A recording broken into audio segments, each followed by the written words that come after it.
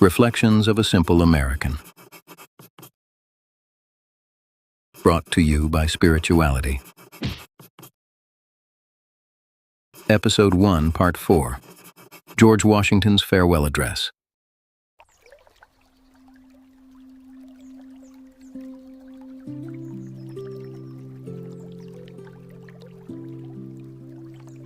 Greetings, citizen, and welcome back.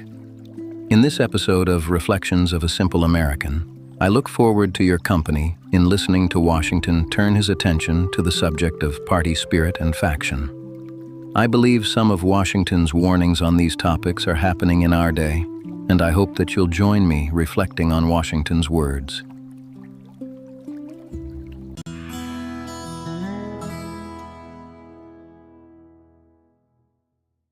Chapter 4. Party Spirit and Faction. I have already intimated to you the danger of parties in the state, with particular reference to the founding of them on geographical discriminations. Let me now take a more comprehensive view and warn you in the most solemn manner against the baneful effects of the spirit of party generally. This spirit, unfortunately, is inseparable from our nature, having its root in the strongest passions of the human mind. It exists under different shapes in all governments, more or less stifled, controlled, or repressed. But, in those of the popular form, it is seen in its greatest rankness and is truly their worst enemy. The alternate domination of one faction over another, sharpened by the spirit of revenge, natural to party dissension, which in different ages and countries has perpetrated the most horrid enormities, is itself a frightful despotism, but this leads at length to a more formal and permanent despotism.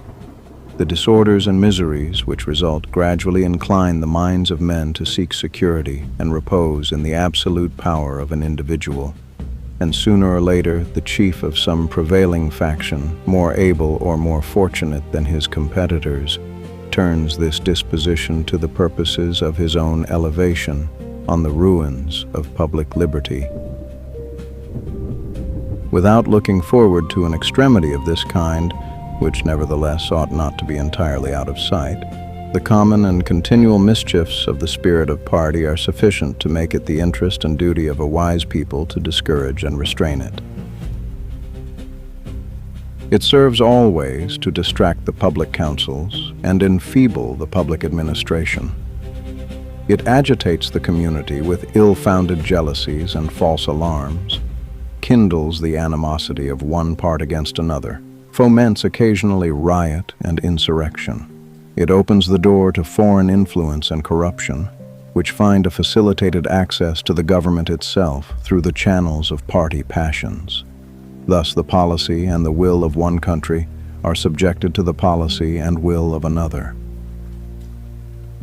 There is an opinion that parties in free countries are useful checks upon the administration of the government and serve to keep alive the spirit of liberty. This within certain limits is probably true, and in governments of a monarchical caste, patriotism may look with indulgence, if not with favor, upon the spirit of party. But in those of the popular character, in governments purely elective, it is a spirit not to be encouraged. From their natural tendency, it is certain there will always be enough of that spirit for every salutary purpose, and there being constant danger of excess, the effort ought to be, by force of public opinion, to mitigate and assuage it. A fire not to be quenched, it demands a uniform vigilance to prevent its bursting into a flame, lest, instead of warming, it should consume.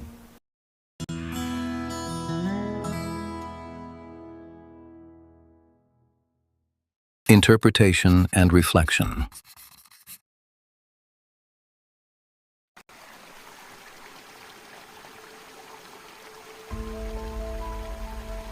To begin this next section of the address, Washington connects the ending of the last section by mentioning that he had discussed parties by geographical region, but now he wants to speak on the dangers of factions and the spirit of parties in general. In the next paragraph, Washington speaks further about the spirit of party, which itself is a sense of factional attachment found within us, part of our natural passions. He mentioned that these natural tendencies are found within all forms of government, but in forms of popular governments, like a constitutional republic with elected officials, this spirit is effectively more dangerous as it can lead to public passions being manipulated and therefore influencing administrative government in a partisan manner. Washington then delves into dangers and consequences of the spirit of party, and that it can lead to different parties seeking to dominate one another in a fashion of revenge, and speaks historically of how this has led to horrific actions. He likens this spirit of revenge to a frightful despotism, which leads at length to a more formal and permanent despotism. Over time, people seek more security and as a result aim to put more power in the hands of a single individual. At some point, a strong leader of a ruling faction finds himself in a position where he can use this power and advantage to elevate his own authority, begin quote, to the ruin of public liberty, end quote. In the next paragraph, Washington simply states that he can't predict this will happen, but that doesn't mean it couldn't happen, so he warns us to be ever vigilant, as it is the, begin quote, duty of a wise people to discourage and restrain it, end quote.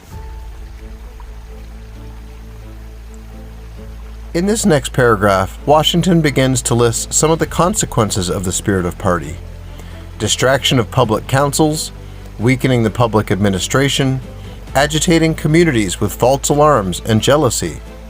It increases contention and ill will of one group against another, and sometimes stirs up anger to the point of causing riots and insurrections. In addition, it gives an opening for corruption and foreign influence, which can find access to the government administration. To me, this all seems interlinked, because those who succumb to the ideals of party over country, it opens up the possibility that they'll take different avenues to ensure that their party is to succeed, giving favor to different organizations, foreign or domestic, prioritizing those organizations over their true priority, which should be their own country and thus the people of their country. In this next paragraph, Washington speaks on the opinions held by some that parties serve to help maintain checks on the current administration of government and, quote, keep alive the spirit of liberty, end quote.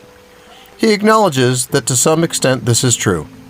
He then speaks on the spirit of party within a monarchical government, but then he goes on to describe how this spirit should not be encouraged within a popular government, stating that there is enough spirit naturally, warning us of the dangers of excess. He cautions that we should be exercising effort to constrain the spirit to some extent. I really like his analogy at the end of this paragraph, in which he likens it to a fire. Begin quote, a fire not to be quenched, it demands a uniform vigilance to prevent it bursting into a flame, lest, instead of warming, it should consume, end quote.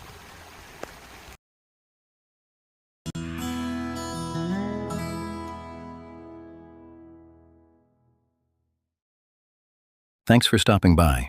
If you haven't seen episodes 1, 2, or 3 yet, you can find them on the Spirituality YouTube channel. Episode 5 is planned to release on Saturday, August 1st, so stay tuned if you'd like to continue to study Washington's farewell address together.